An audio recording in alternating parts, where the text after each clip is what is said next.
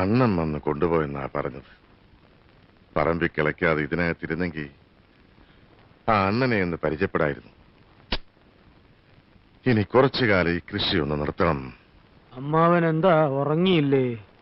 അനന്തരവനും ഉറക്കം വരുന്നില്ല അല്ലേ?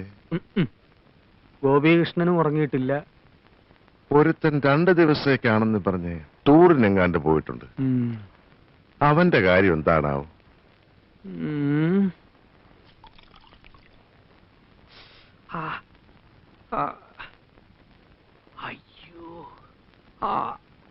கவுண்டர் ஐயாவுக்கு இப்ப வலி எப்படி இருக்கீங்க?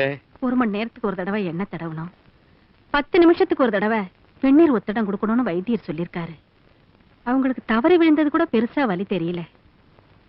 நம்ம பொண்ணு பவளத்தை பார்க்க முடியலையேங்கிற மனவலி தான் அதிகமா இருக்கு. അങ്ങനെ നോക്കുമ്പോ ഈ വീഴ്ച ഒരു അനുഗ്രഹമാണെന്ന് കരുതിയാ മതി.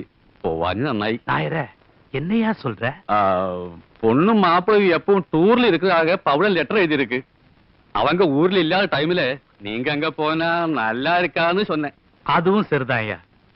கருப்பையா ஐயா, நீதான் அந்த ஊர் பக்கம்லாம் போறிய, அம்மா கிட்ட அட்ரஸ் வாங்கிட்டு போய் நம்ம பவளத்தையும் மாப்பிளையும் ஒரு பார்வை பார்த்துட்டு வா. சரிங்க. ஏங்க, நம்ம தோட்டத்து மாம்பழம்னா பவளத்துக்கு ரொம்ப பிடிக்கும். ஒரு கூட அனுப்பட்டுமா? ஒரு கூட என்னடி, 4 கூட கொடுத்து அனுப்பு. கருப்பையா, பாப்பா கிட்ட சொல்லு, அப்பாவும் அம்மாவும் கூடிய சீக்கிரம் வந்து பாக்குறோன்னு. என்ன? சரிங்க.